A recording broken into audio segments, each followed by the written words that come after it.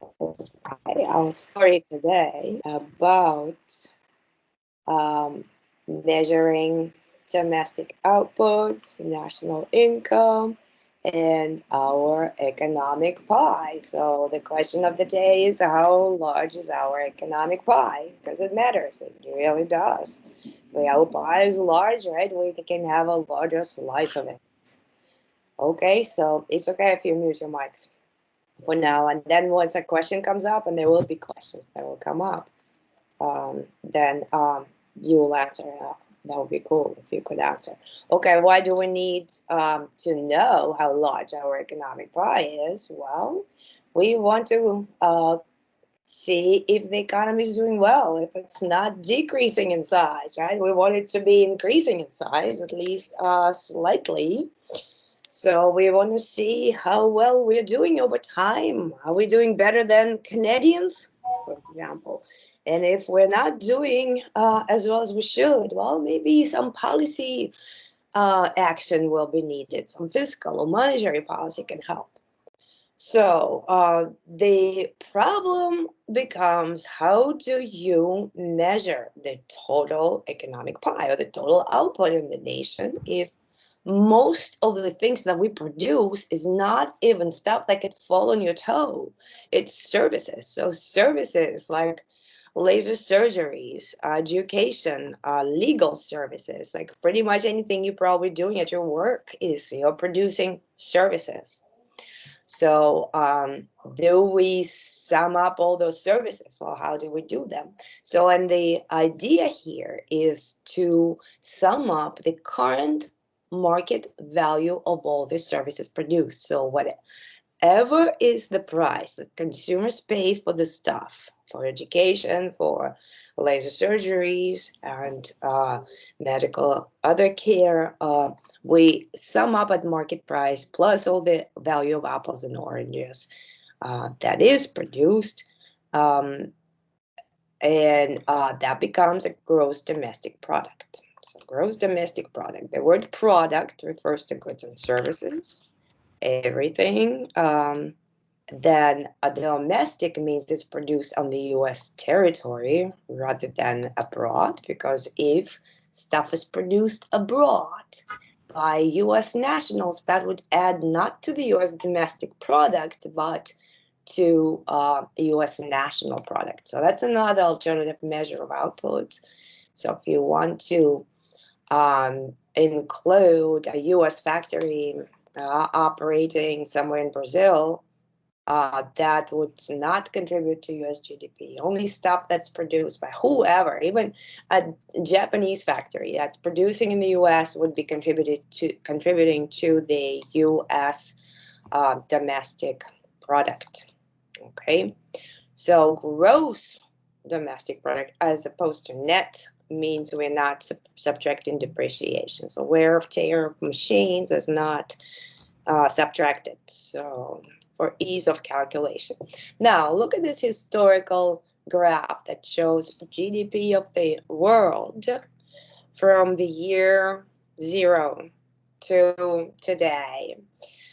And it actually splits it by country too. So look at this giant increase during the Industrial Revolution, and it also accompanied the increase in population, of course, but this GDP pictured here also, it already adjusts for the increase in population. So it divides by the amount of number of people who are alive. So this is GDP per capita.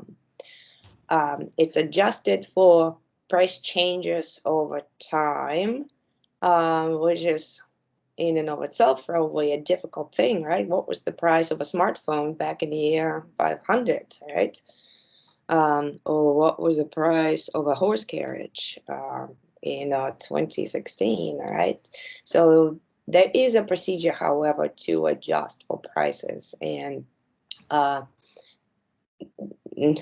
whether it's done correctly or not, we see a huge increase, right, in per capita GDP. So aren't you happy to be somewhere at the end of this graph, right, and not at the beginning? Also, you can compare GDPs of different countries and see on the world scale, the United States produces 24% of the entire output. So, is per capita by country. So US GDP is divided by US population, yes, indeed. And Indonesia, yes, but by Indonesia's population, correct, yes. So yeah, in this graph, some countries have larger per capita, some smaller per capita GDP, right? So currently China's GDP and India's is on the rise, right? But basically China is rising the fastest. And by one calculation, this is correct. This circle that's in front of you right now is correct, but there might be a different alternative calculation based on purchasing parity, or in other words, purchasing power of the dollar, and accounting for the fact that $100 buys more stuff in China than it does in the US. And using those alternative calculations, China's GDP is very close to the US and maybe is a little bit larger. So in purchasing power. So it's arguable like what it is really, and how to measure it. So that kind of brings to light, like, it's an interesting measure of a country's production, not economic well-being, but amount of production, right? So we're going to emphasize the fact that GDP is not a measure of well-being, and this is the population. So population-wise, of course, China and India are leading the world, and US is only 5% of the world population, maybe 6, no, probably closer to 5. So GDP is the total market value of all final goods and services produced in a given year within the US borders, okay? Market value. So it's not the size of the pie, really, but kind of the value of the pie. And you may already imagine there's a problem with that. Like, what if the value, what if all the prices are going up? How do we really tell whether the pie is growing or not? And we'll get to that in a minute. Let's just give a couple of definitions here. Final goods. So only those goods that are purchased for final consumptions by businesses, households, government, and not as intermediate goods for further processing. So the same things like gasoline is an intermediate good if a plumber buys it, and it will incorporate it overall into the price of his plumbing services. But if you buy it as a student for your family trip, that's a final good. Right? And clothing for a theater production is an intermediate good, but for you, it's a final good. So an intermediate good is something that becomes an input into production, right? Flour, if a pizza place buys flour, it's an intermediate good. If you buy it, it's a final good. So when computing the amount of the GDP itself, we should not be double counting stuff. So what we should do is to sum up the value of all the final goods. And so cars would be added, but not tires, because tires are already included into the value of the cars. So there are in general 4 ways to compute GDP. You can sum up all the value of all the final goods if you can do it correctly. So, but also keep in mind they need to be produced this year. So the final value of the pizza would be, let's say, $10, right? And then we're not including the value of any tomatoes and flowers and milk or whatever. No, I don't think milk is produced is part of pizza, but milk is part of cheese. Yeah, that's right. So you can also sum up all the value added at each state of production, and that will give you the same value of the pizza. An example below shows just that. So the farmers produced tomatoes, milk, and that added that created a value of, let's say, $3 that contributed to the value of the pizza. And then they sold their flour, tomatoes, and milk to the dough producers, sauce producers, and cheese producers. And they're not the same as your pizza place, right? So those are other processing plants. And the processing plant sold dough, sauce, and cheese for $5 to the pizza place. So they actually added value through their labor in the amount of $2, not only through the labor, but also through the capital, because they use processing facilities, right? So, and then the pizzeria baked the pizza, put it together, baked it, and added value of $5. So you can add every stage of production process. You can add up $3, $2, and $5, and you're going to get the same $10, the value of the final product. Okay, so what I forgot to tell you, that there are two ways to compute GDP, is to sum up everybody's income and everybody's expenditure, and we'll take a look at it in a minute after we say what exactly is not included in GDP. So goods that are produced last year or year before are not included. They already were included in the GDP of last year. Anything that is, let's say, buying, selling stocks, it's not production. So only production-related items are included. So if you received unemployment compensation, that's not production. If you received a gift or gave a gift, it's not production. So it's not in any way included in the GDP. So financial, government transfer payments. So transfer payments, that's when the government takes from one part of the economy, transfers to the other through food stamps, social security. There's no production involved. Which reminds you that GDP is a measure of economic activity and production and nothing else, really. Stock market transaction. So stocks are claims on physical or intellectual capital, and therefore that would be double counting. So they're pieces of paper that are not paper, they're electronic, but there is something that they are based on, and that stuff most likely participates in creating GDP, or stocks just ownership shares. All second-hand sales are sales of something produced last year or the year before. Anything that cannot be recorded. Illegal is a strong word, right? So I just paid my plumber $100 last week, so in cash. So I don't think that transaction will ever be recorded in the GDP, whereas if I were to pay by credit card, it will probably be recorded. So we call it underground economy or the black economy, but it's really informal economy. That's all. We're all participating in it when you're helping your friend move houses. You know, something that he could have purchased on the market, but you are filling in, and in a barter transaction, he'll help you with something else for free later. Household production is when you cook your own meal or spend time with your own children during the day, as opposed to taking them to daycare. When you take them to daycare, you pay $1,000 a month to a YMCA, let's say, and that is added to GDP, whereas when you're doing it yourself, that's not added to GDP.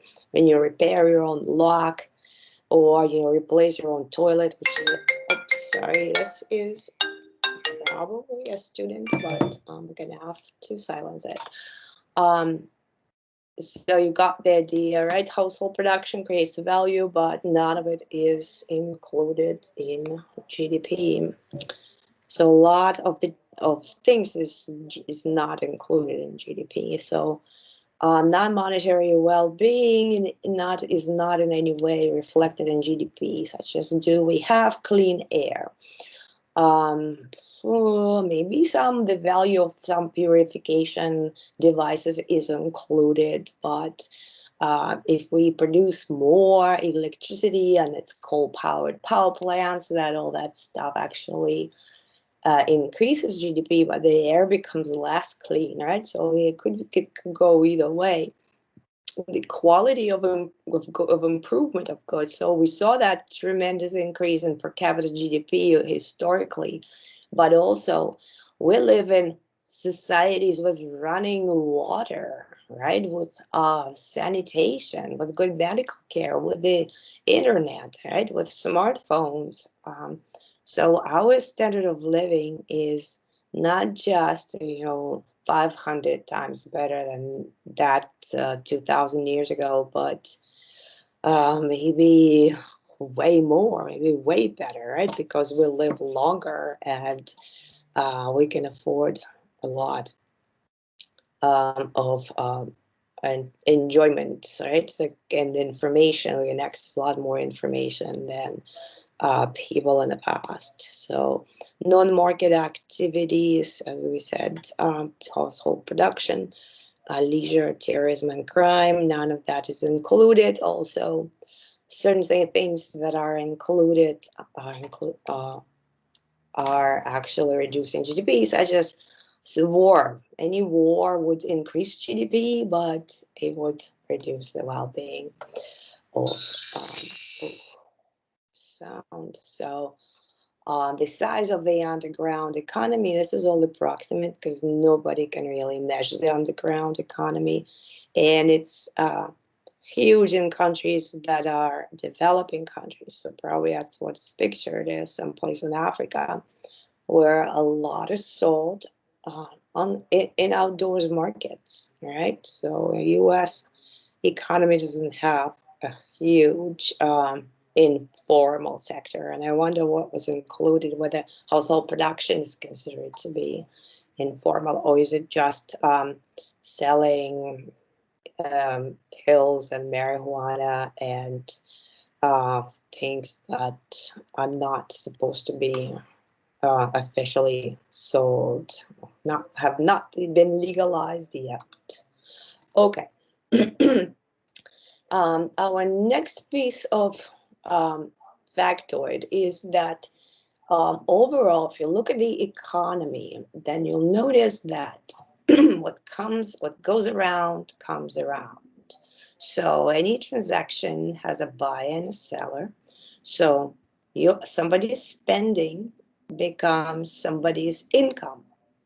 So households purchase the goods and services in the product market that uh, becomes revenue for businesses. Businesses are able to pay the costs of their production because what they buy on the product on the resource market is owned by households. So labor is the primary thing. Capital, land, all the things that need to be paid for are owned by somebody who's a member of the household. And so that is a circular flow model that shows these relationships. So every dollar, so on the aggregate scale, then the total income in the country should be more or less, plus or minus a little thing, equal the total expenditure in the country, plus or minus what? Things like imports and exports. Like, think about it, right? So what we buy sometimes produced not in the United States, so it's imported from other countries, whereas we often sell things to the foreigners that who are not what things that are produced in the US. So they should be included into our GDP. So everything we export technically should be included in our GDP because it's domestic production. But anything we import and sell right here on our territory should not be included in GDP. So eventually we should add export, subtract imports, which we'll do in a second. Okay, so this slow-moving graph, it's slow-moving slides with strange animation is gonna give us two more approaches to calculating GDP. So with expenditures, we can sum up everybody's spending. So households, spending by households, spending by businesses on investment. We call it investment. That's what businesses spend on. In anything that goes into production, we'll just call it an investment. So even though it could be like a very short term. And then government also participates in production. Actually, about 20% of all the purchases in the economy are made by the government. So whenever it pays teachers, that's government spending, or it finances construction of roads, that's government spending. Expenditure by foreigners is on exports. Okay. And then from that, if we were to subject imports too, now we would get the real GDP measure. And then with incomes on the large scale, if we were to add up everybody's wages, everybody's rents, interest on profits with plus or minus little something or little, and like talking millions of dollars, but it's small on the scales of US GDP, which is about $20 billion per year. So it would be about the same to now, so they call out GDP. So notice the notation: GDP equals C plus I plus G plus net exports would be will be our going to notation. You'll see it over and over again. So a little bit digging deeper into the expenditure approach. So what exactly is spending by households? Services is the largest component of household spending. Then there are durable goods, the stuff that lasts for more than, I think it's for more than a year. I might be wrong actually about the definition. Or is it, yeah, or is it even 3 months? Stuff like that. So furniture, then your refrigerators, appliances, so gym equipment, home gym equipment, all that stuff is durable goods. Non-durable is your food, your gasoline. I wonder if gasoline should be durable, but it's not. I mean, the difference is important because in bad times, so we just saw the best in bad times. So what suffers, or in a typical recession, so what suffers more is durable goods. So people, when they become a little less wealthy, they postpone purchases of cars and refrigerators rather than food. Okay. Now, investment by businesses, so all the stuff that you find in the form of factories, stuff in the office spaces, computers, machinery, equipment, and tools. Plus, we also include all the residential and commercial new construction into investment. And I should put inventories here. Changes in the inventories. Okay, so stuff that is not sold, like a car sitting on the unsold car lot from this year. It is part of as if you sold it to yourself. So that's GDP included, not sold. You haven't sold, so there's no expenditure, but you sold it to yourself. So it's also included. So government purchases. So example, military spending, of course, is of the largest component of government purchases.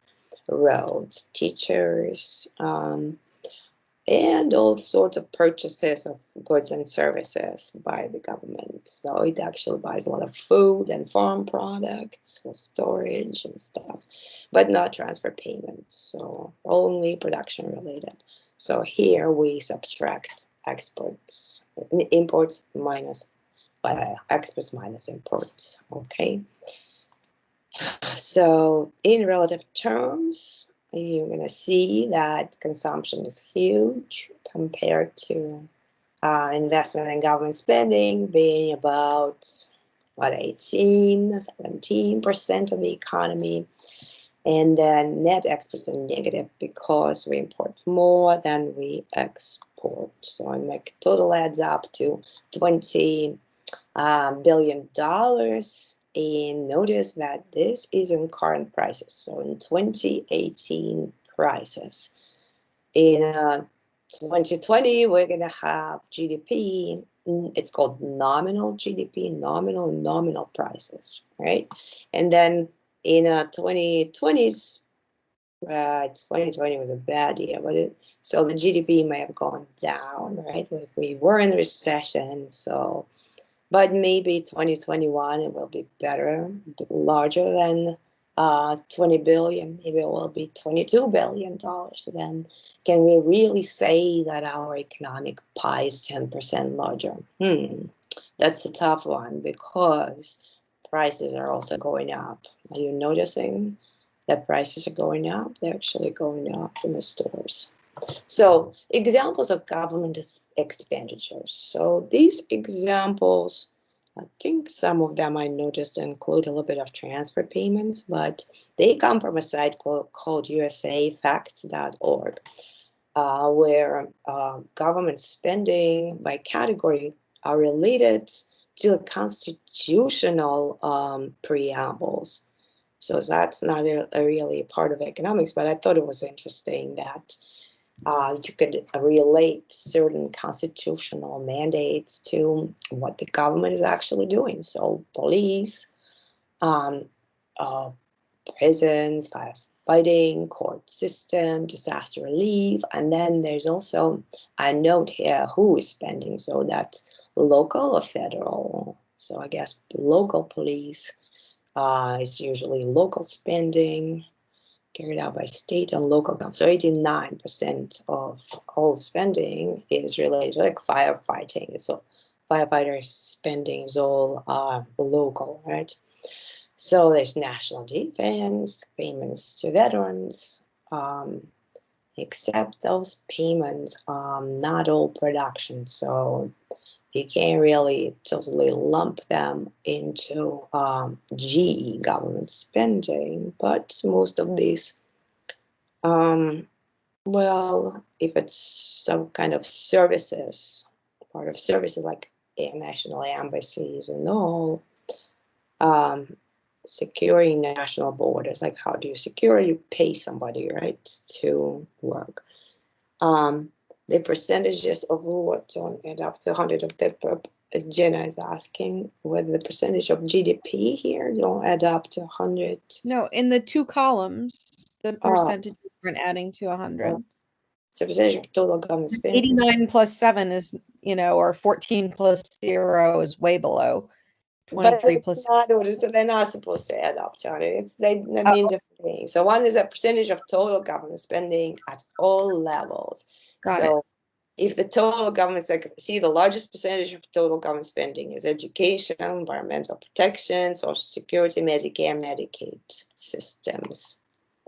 So the systems, so itself, so they're paying people. But I wonder why national defense is only 14%, whereas, okay, so we'll see at one point when we talk about fiscal policy how that splits up, and sometimes like there's some government spending that are they're not discretionary, they have already been allocated, so nobody can move any money out of like some Medicare commitments and social security commitments. So but this discretionary spending, it's kind of well known that military spending is the largest chunk of them. Other spending, pork barrel spending. What do you mean, Brian? Pork barrel spending. What is it? The government spends.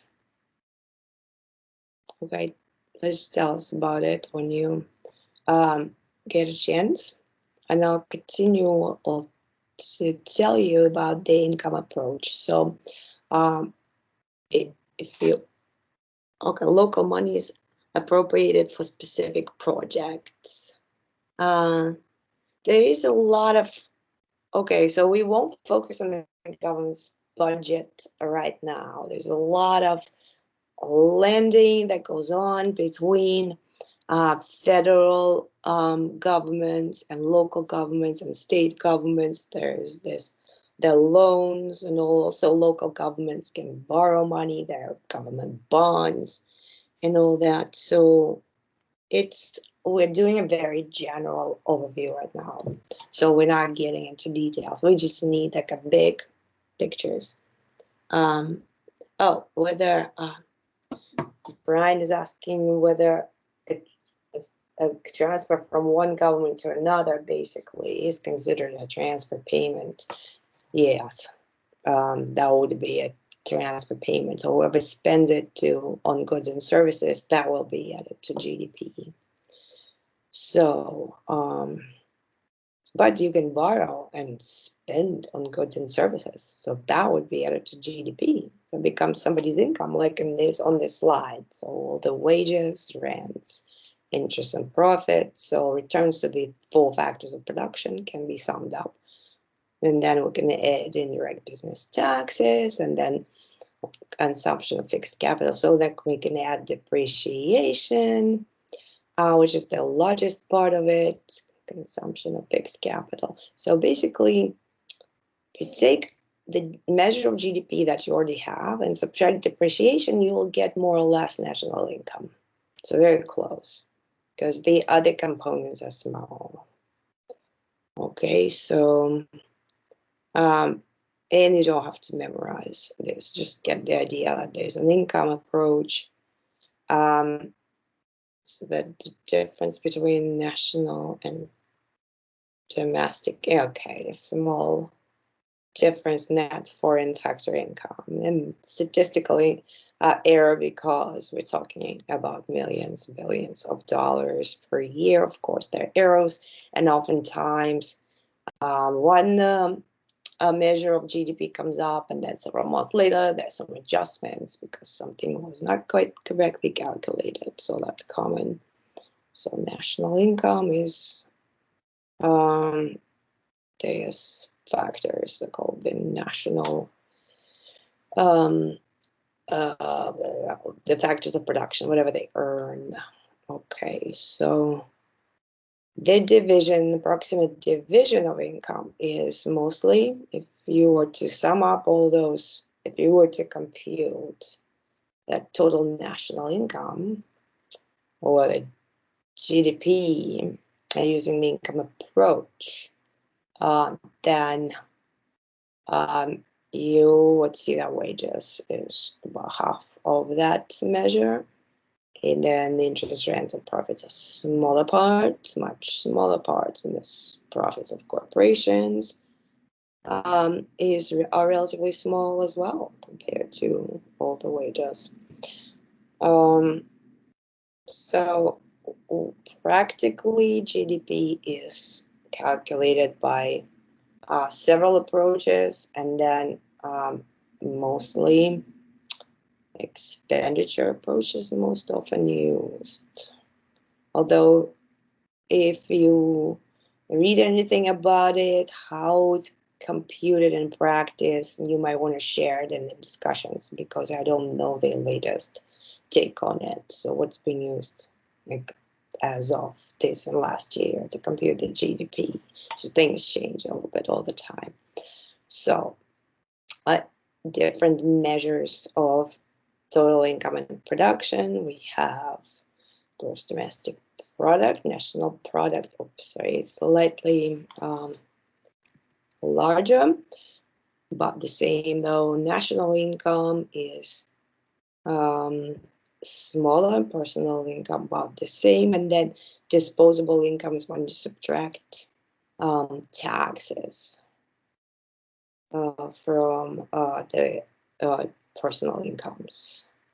So those are the major income measures. So what you can hear more often is references to gross domestic product and national income, right? And disposable plus minus taxes, but you'll less often hear any reference to that.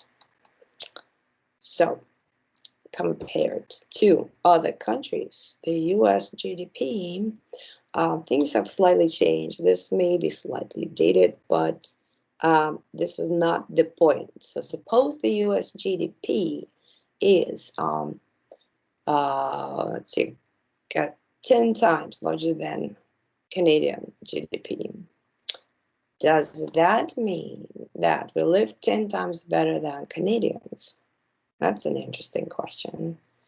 So, would that not? Well, you could say, well, with 10 times it bigger, right? So population is about 10 times bigger, it would be 10 times bigger. So we should have a GDP that is 10 times larger. So we may be doing just as well as Canadians. So per capita GDP is a better measure of well-being, but still it's not a perfect measure of well-being. And here's a quote for you from Simon Kuznets. He's a creator, one of the fathers of GDP, an economist who got a Nobel Prize back in the 70s. So he said the welfare of a nation can scarcely be inferred from a measurement of national income as defined by the GDP. Goals for more growth should specify of what and for what. So growth is good, growth is good, but how money is allocated and other considerations are important too. Let's point out some. So one concern is that, let's suppose some chemical spill happens, like a oil spill somewhere or something worse, and there's a disaster, like a national disaster, and you have to spend money cleaning it. All that increases GDP. Is it a good thing? That's questionable, right? So residents can no longer use their wells for water, fishermen cannot catch fish, but all the bottled water is also added to GDP. So people are sick, all the medical spending is added to GDP. So he was a smart guy, Simon Kuznets, right? He noticed all that. So what are other drawbacks of using GDP as a measure of well-being, even over time?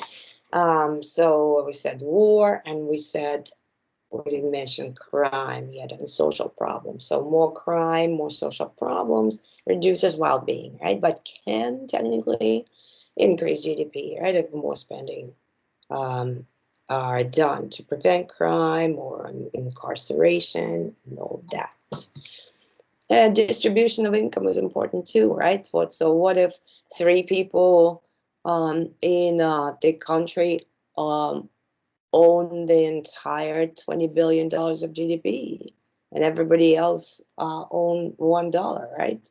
So we would still have an average large per capita GDP, but it's not equally distributed, and that's a bad thing, right? So that would not enhance the well-being of the population.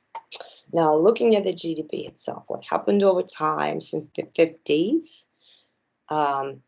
You see the trend, right? It's exponentially increasing. In fact, environmentalists have been unhappy seeing this trend for a long time, right? Because we can destroy our nature if we continue exponentially increasing year after year, right? Taking more and more from our environment, and then we'll eventually destroy the planet. So their main argument is that it should be constrained. Somehow we should find a steady state, nice, quiet growth. Tiny little bit, maybe in terms of quality, in terms of quality of life that does not use up resources on the same scale and still provides a decent standard of living for us. Notice that recessions are marked in gray on this graph. So even though we won't be able to see them very well, we'll have to zoom in on the numbers. Well, we could say we could see the latest recession of 2007, right? A pretty noticeable dip. And then the other recessions were obviously slightly smaller. Either that, or we can't see them because the line is really zoomed out. We don't really see what happened to the output before, or maybe it's somehow disguised as if prices were to go up at the same time, we wouldn't even be able to see the recession that much on this graph. But look what happened in 2020, also a big dip in GDP. A recession is something that's defined as a decrease in economic output for at least 6 months, for 6 months or more. So if there is a decrease for 6 months, we see a recession. But notice the problem with that is that we don't know. Let's see, we can be in recession in January, but we won't know about it until July, right? 6 months later. And then we won't even have good numbers until September. Right? So it takes a while to really see in terms of GDP. There are other indicators of recession. So we actually do know that we're in recession. There are customer optimism, all the producer purchases, and there are other leading indicators. GDP is a lagging indicator of recession. Okay. So we don't know whether, so this is a nominal GDP in current dollars. And as you know, in 1950, $100 was worth not the same as it's worth right now. So you could actually rent an apartment for $100, right? And minimum wages back then were 25 cents an hour, right? So we're not really comparing apples to oranges if we want to say that, oh, look, the GDP is going up.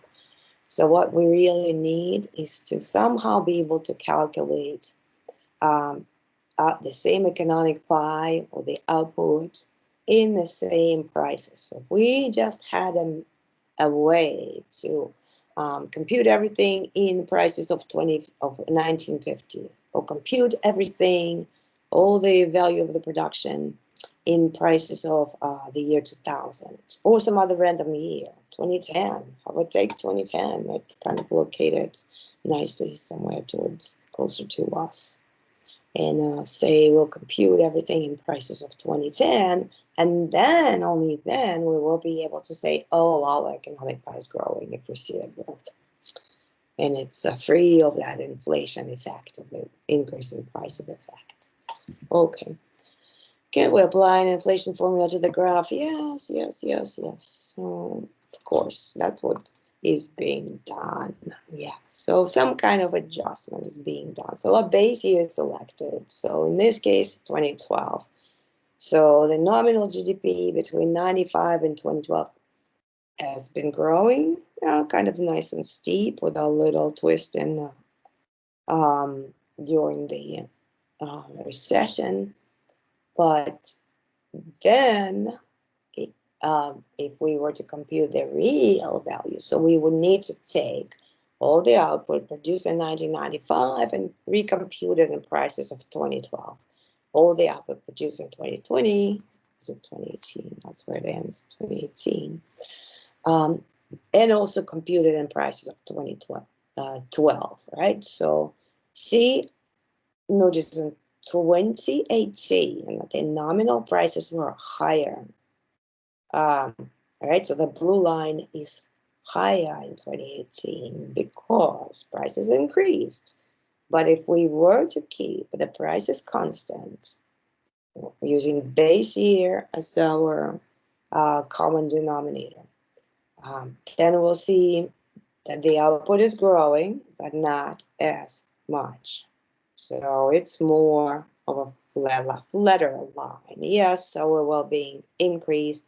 So we're much better than we were 1995, at least in terms of production, right? So back then the GDP was 11,000 or 11 billion. So, and in 2018, it was closer to 18 billion. So a good increase, right? So we can even compute the growth rate between these 2 years. We'll practice in one of the next slides how to compute a growth rate. We'll do that. So it grew from 11 to 18, and we can compute the growth rate. So in the US, over the last half century, from 1970s, right, on average, GDP grew per person. So that's per capita GDP grew for about 2% per year. Prices also grew at about 2-3% per year. So yeah, don't keep your money in cash. Keep it somewhere where it's protected from inflation. So the question is, why did GDP grow? Right. So what things contributed to the growth? We are using better capital, so physical capital. So farmers are using better machines. Now production processes are being automated. So we have better human capital. There are more people with college degrees and MBAs too, who are better managers and make better decisions. We are using more resources. We have more better technology. So overall, that plays out into better productivity of an average worker, meaning that an average worker can produce more stuff per unit of time, per hour. So now we are gonna have a example. What's this weird slide turn here? We can have an example of how to compute a percent change in output from one year to another.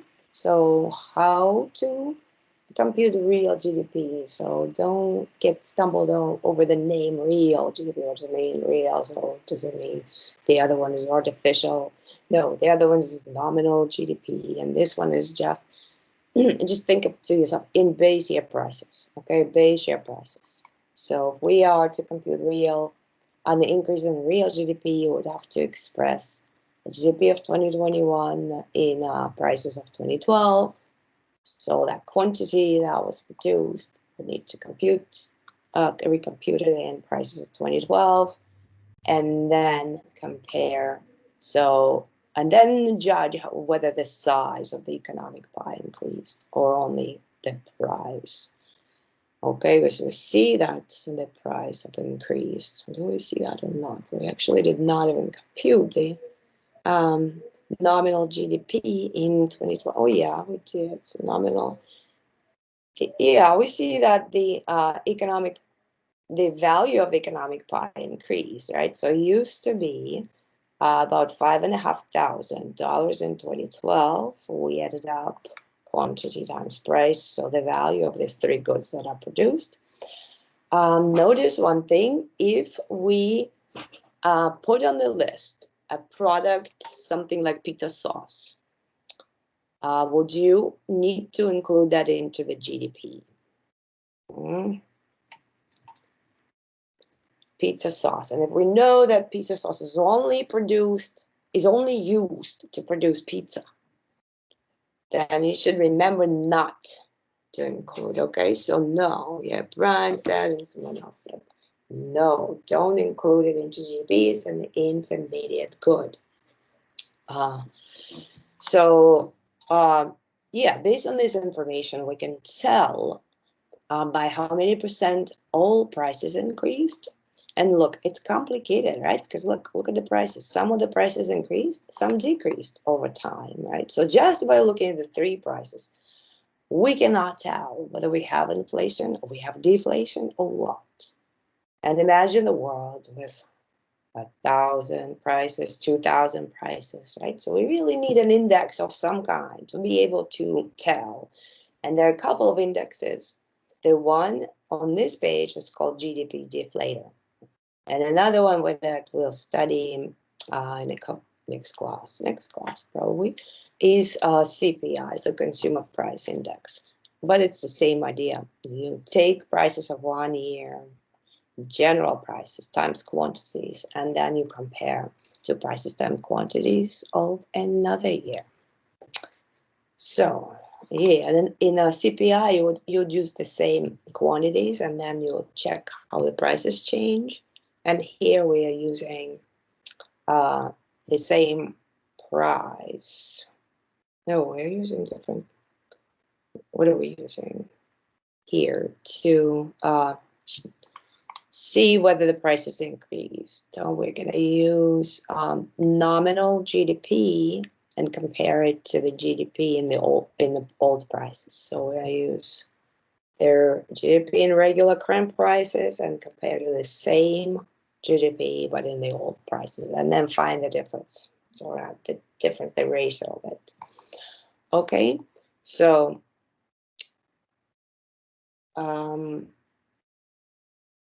any questions about it? Real GDP in 2021, we took prices from 2012 and summed up 3 values, and we got 6,600, yes. Then we computed nominal GDP and got 7,800. So, okay, Jenna, I have CPI built into some of my contracts. Yes. Is that the same CPI as you mentioned, pertaining to GDP? Yes. So we will talk more about CPI next class, right? So it's most widely used a consumer price index. That's what it is. There's also producer price index, but consumer price index is used for job contracts, wage contracts, any long-term payment contracts, right? Because that it shows how prices are going to behave or predicted to behave next year, right? So we have to incorporate that into the contract and adjust payments to retirees based on that too. Yes, 5-year labor contracts, indeed, right? But we don't really, those are our best guesses about future inflation. They're based on the past performance of CPI, but with the recessions and all, let's see what happens with prices.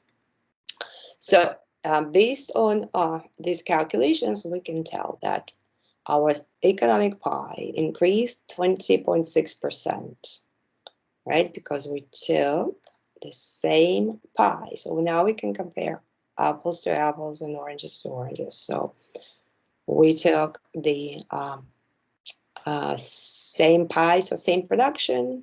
We took same prices and a different production because we want to know whether production actually increased or not. So increase in output from 2021. So in the same prices, right? When we're comparing this, put in the same prices, we at least can tell that it's the output that grew and not the prices, right? So, and then we compared what happened to prices. So what happened to the price of GDP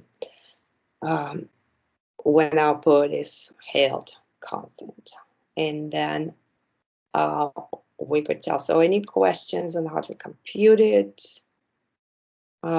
It's pretty straightforward. Now, anytime you need to compute the growth rate of any variable, could be GDP growth, it could be per capita GDP growth, it could be even the growth in prices. You use one and the same formula. You always take the future value, so value of some whatever variable you have at year t plus 1, you subtract the value at time period t, and then you divide by that same old time period t, and that shows you the growth rate. Sometimes you multiply by 100%. So to increase economic growth, oftentimes governments conduct policies such as anything that can raise productivity, that's education, living standards, that's, you see the stimulus payments, economic growth would be to maybe help factories subsidize investment, right? So that would produce better economic growth, encourage savings.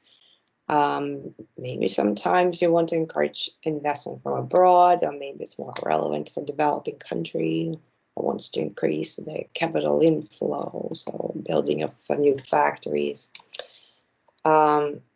And it's also important, of course, and more so for developing countries, to protect property rights, because nobody wants to invest into assets that can be seized or can be destroyed in informal fights. So we have political stability as an important factor too.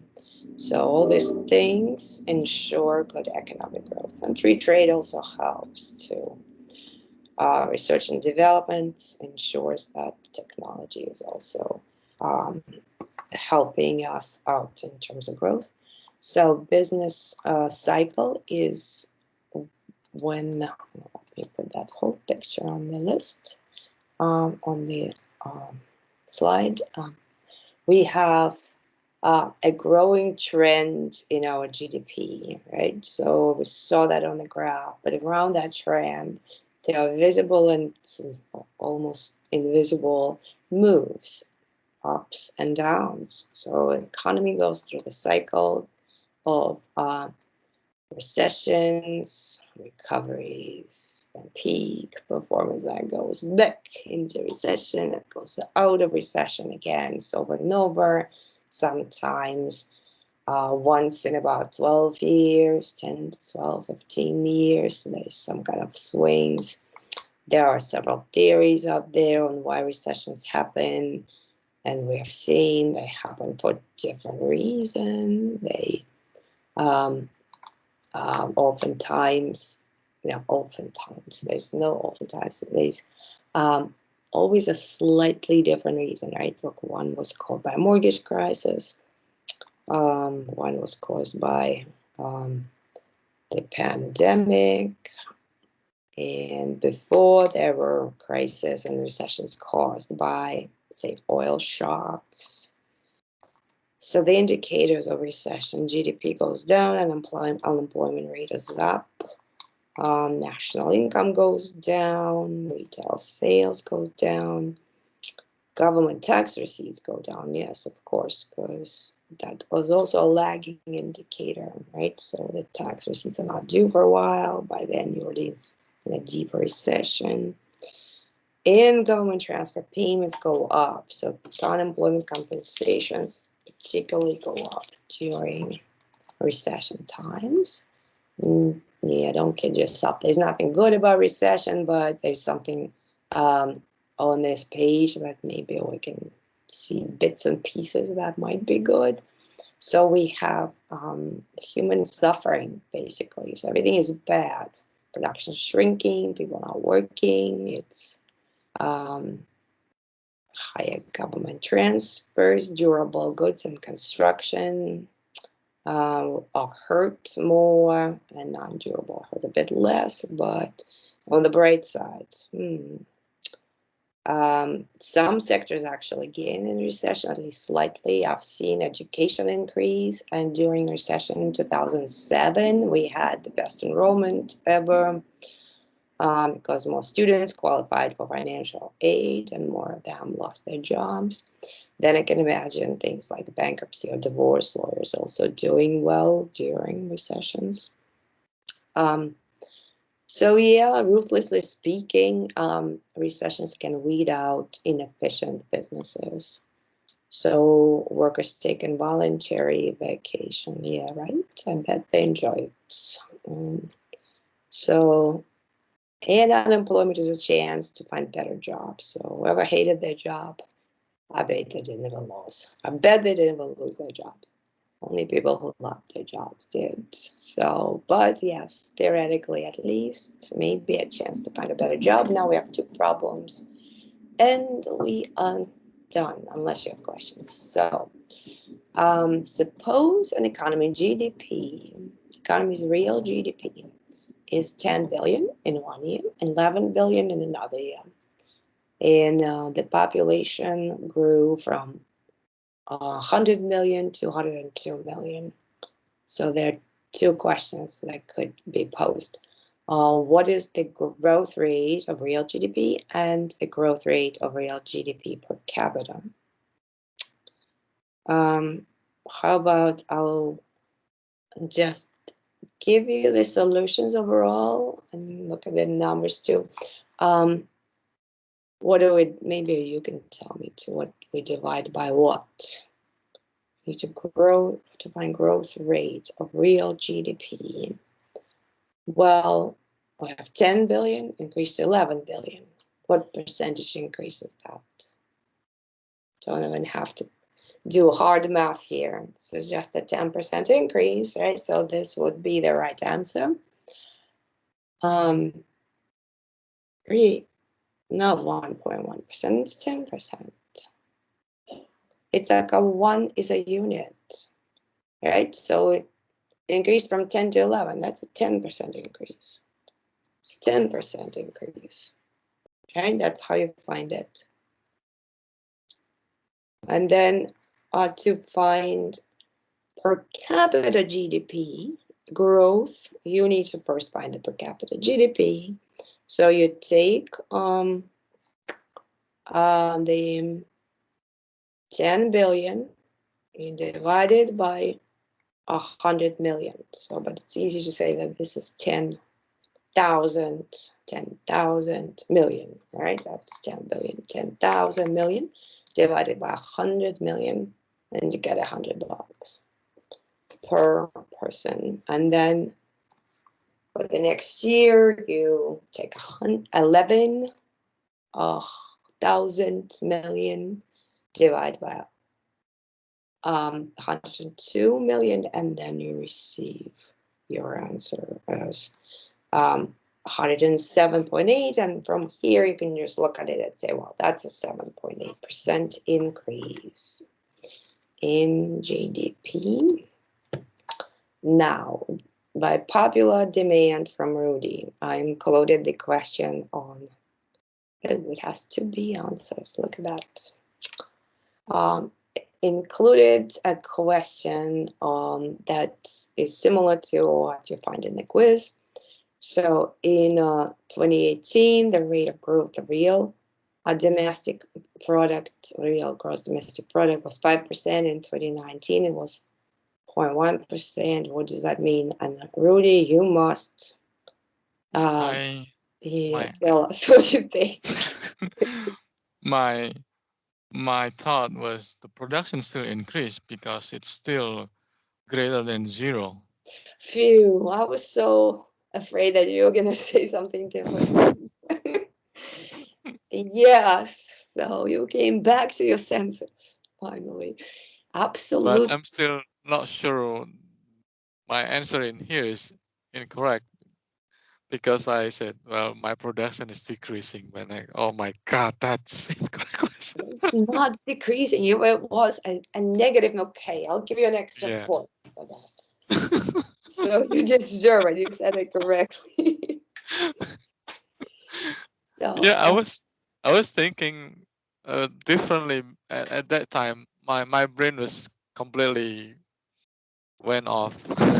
oh yeah, it happens with economics. Yes, don't overdose on economics. It's an economics overdose. That's it. Right? You go watch Netflix a bit. That's it. You know what's Netflix? I know students don't have any time to watch TV. Yeah, especially adult students. I actually did some time use research about that. So the answer is By the time I finish with studies, like past midnight, and pretty much exactly right. So the answer is C indeed. So its production was growing at a decreasing rate. Yes, absolutely. So we don't have any more slides, but I will welcome your questions if you have any. I have a question that was on the quiz. It had something to do with, Dr. Vernon works in China and she gets paid by the US. Is that our GDP or theirs? And then there was like a similar one that's like, well, she works in China, but she gets paid by China. What is that considered? And it wasn't really like touched upon in any of the readings or the videos. Like, we mentioned that, right? Okay, it was very brief. Yeah, we did mention that, and then the question was kind of tricky because now the person was a Mexican, works in Queen. I was just thinking, Yeah. where is Queen? Where's Queen? Queen, New York or somewhere? Queens, New York. Yeah. Oh, okay. So I did not make it clear. Okay, so. But I get it answered though. I get it answered correctly. Like, okay, that's probably it's Queen, New York. I see. People are not from the city here. No, yeah, I live in the middle of nowhere. I Under know. the rock. That's great. Yeah, we're all envious. Every time you mention the middle of nowhere, people who live closer to the city, I'm like, oh, nice. So, yes, we need anything that refers to production on the U.S. territory, no matter by whom, is included in U.S. GDP. Okay? As long as in the US, yeah.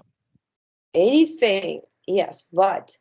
But if I work in Mexico and I'm getting paid by the US, it does not count. No, for the not GDP. in GDP. No, not in US GDP. In US GNP, national okay. product.